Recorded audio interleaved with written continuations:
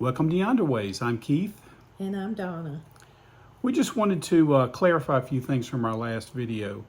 I think Donna mentioned we're broke. Well, we're not broke. We have a homestead that all of our money is in. But in order to fulfill our plans and future goals for retirement, we need to sell. We need to have the cash in a reserve, so we've got some savings.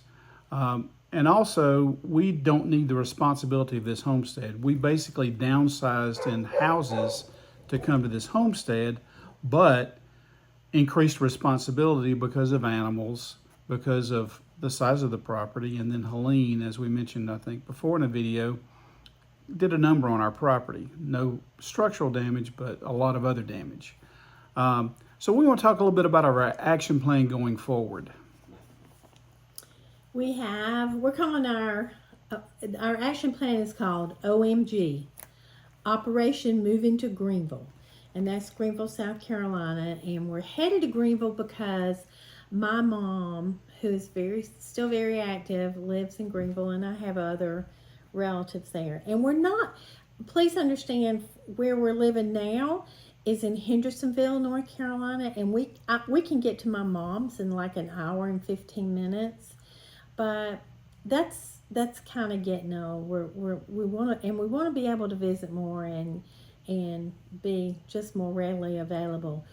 We're also moving to Greenville because we want to be closer to the airport, and because another reason to sell is so losing those responsibilities gains us the opportunity for traveling experiences, and it's something we've missed, something we did a lot of a decade or so ago, and now it's time. We got an itch. We're ready to travel.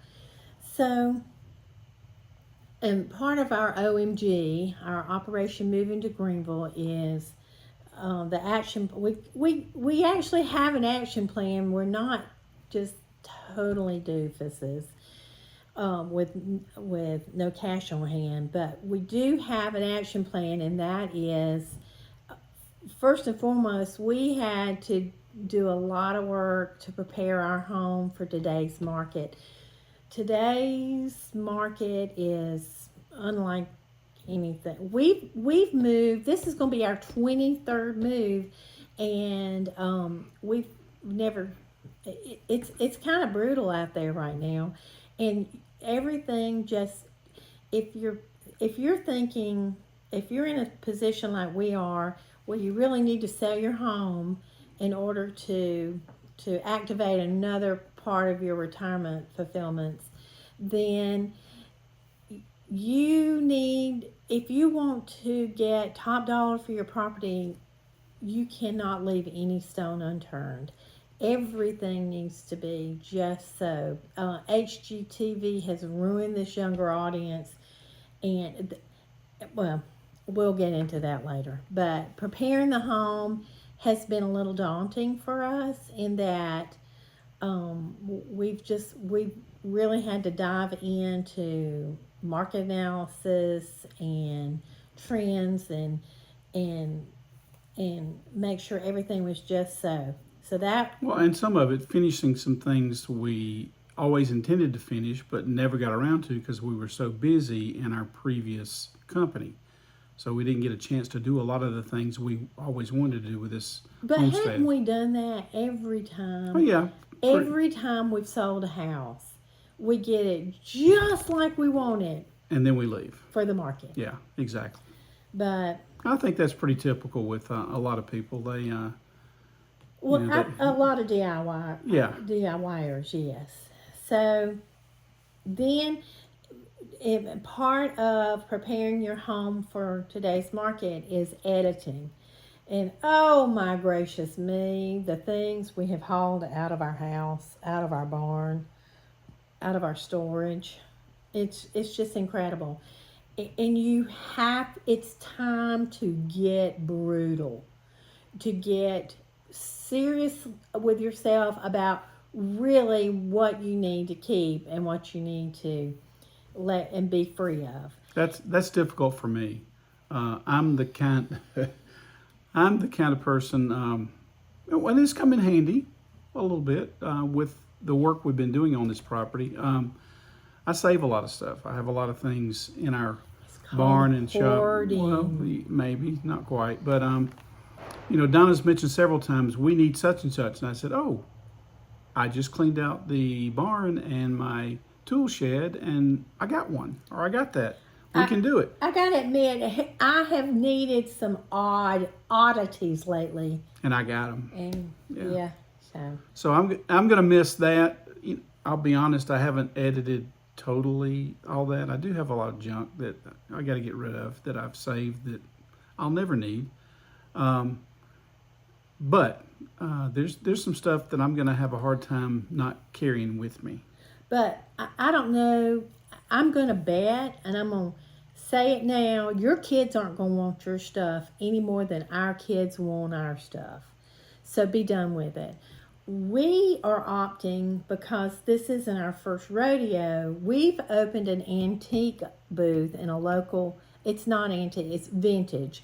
To be rid of many of our things, because we've got so much, we've opened a little booth in an antique vintage mall that's just down the road from us. And you don't have to sign a lease, so it's month to month.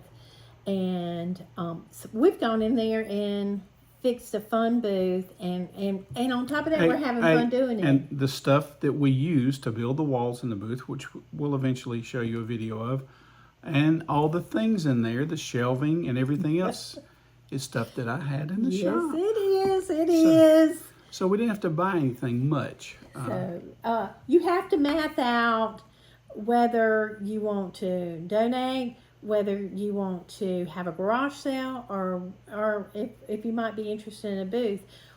In later videos, if y'all would like to see how our booth, or go with us on Tuesdays or shopping days for us.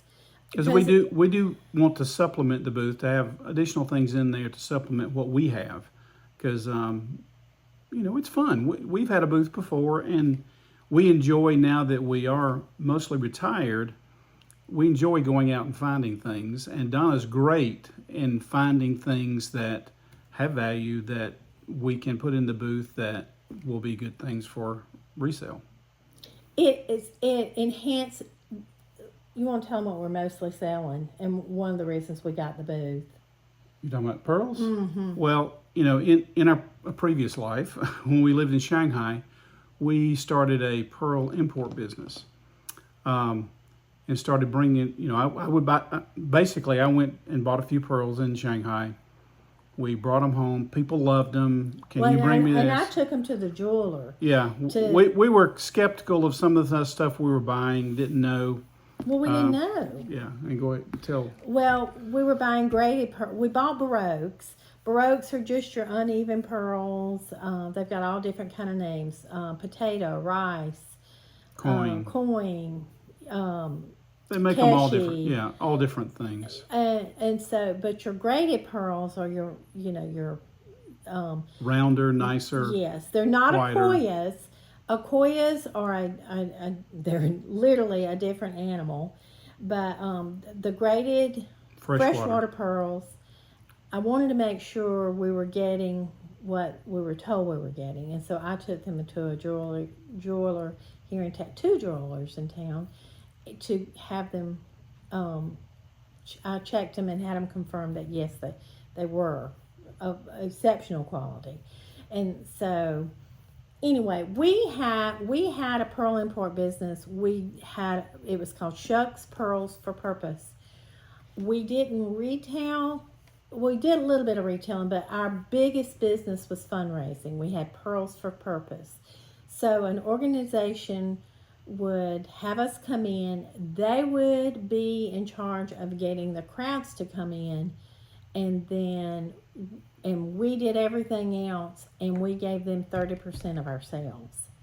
So organizations, we would sell $10,000, $15,000, $20,000 in a 4-hour period, depending on how they marketed and how they got their donors and their members to come in and participate. So it was a great thing. We have pearls left over. Yeah, that's what I'm getting around to. We had a lot of pearls left over. Plus, we have a lot of raw pearls left over that Donna had intended to use to make things because I still will.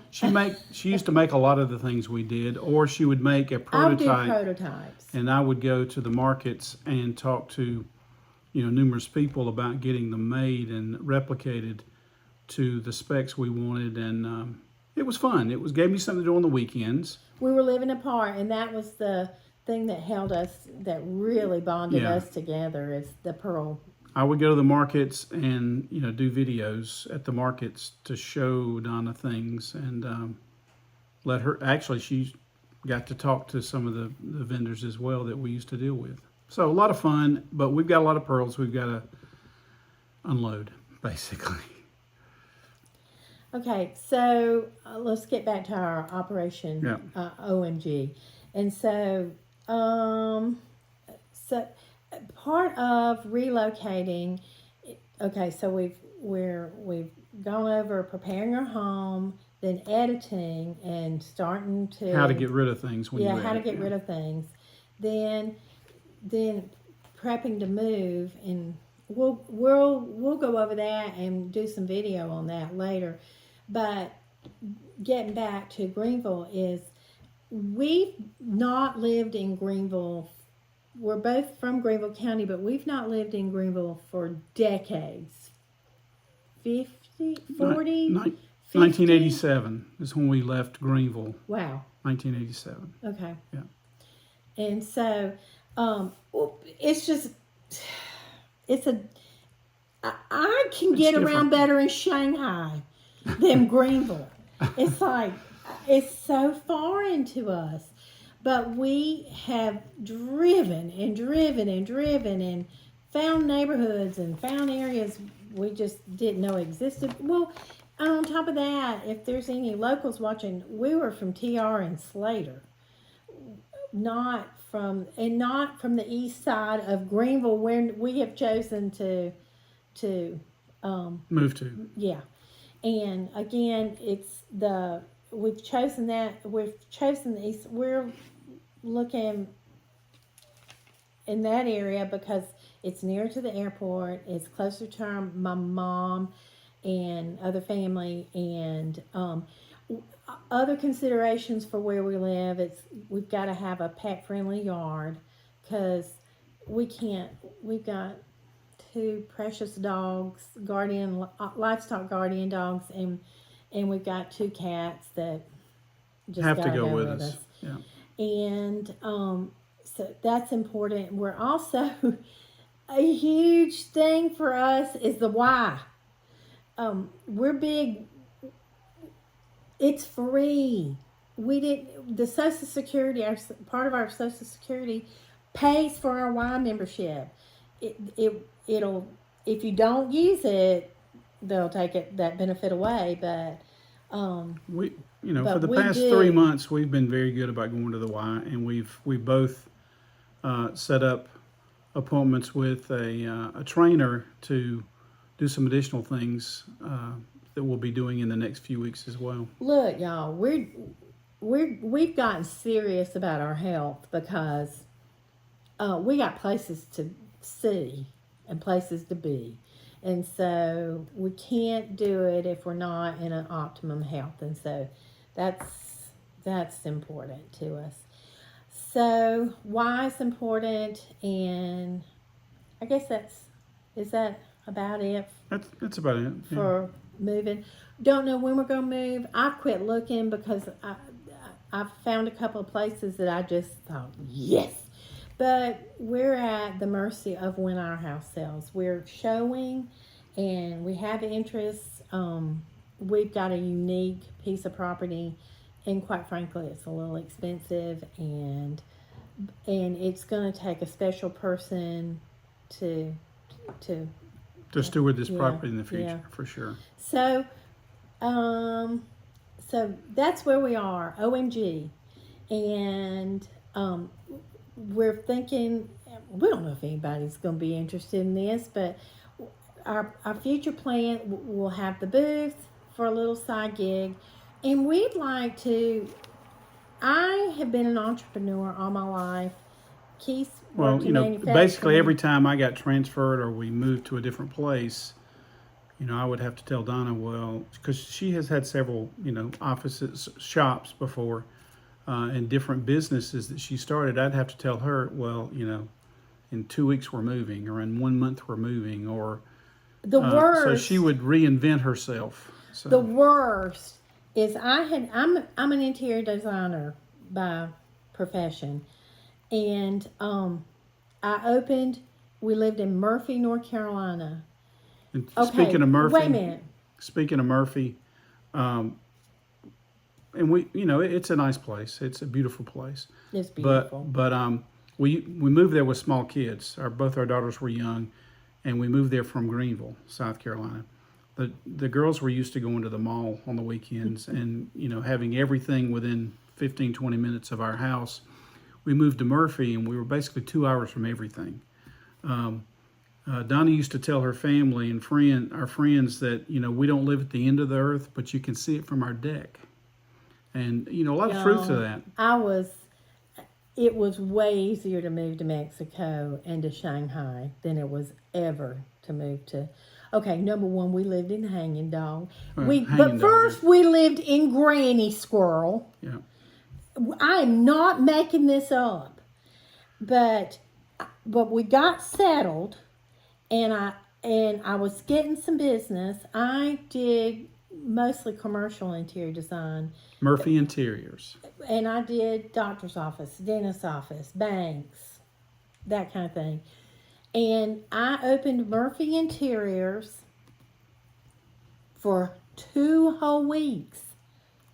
I had that place open, and Keith called me and said, I have an interview for, it was the same company, but we'll be moving 2 hours away. But of course. So that's how that always happened. So let's get back to why we even went down that road. We'll more than likely have some side gigs along the way, and we'll share them with you, and we hope you'll share yours with us, and we can come up with some, maybe, if you put $300-400 in your pocket every month and you didn't have to do a whole lot to do it, or you were having a fun time doing it, hey, that's just, absolutely. It's just some, some fun money, some trip money, some cruise money, some going out to eat money, or paying your power bill money. I don't know. So we'll do that. I don't know. We should have filmed, he and I, a month ago, to the day almost, laid 3 pallets of sod. Yeah, we had somebody scheduled to help us with it. And they ghosted us.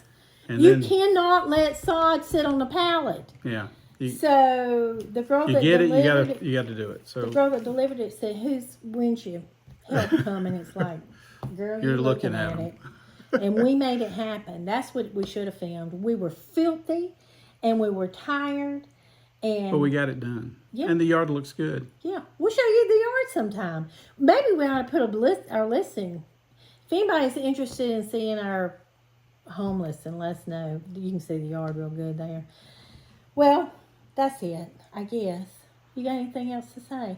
We'll try to get back to you next week, and we'd love some feedback.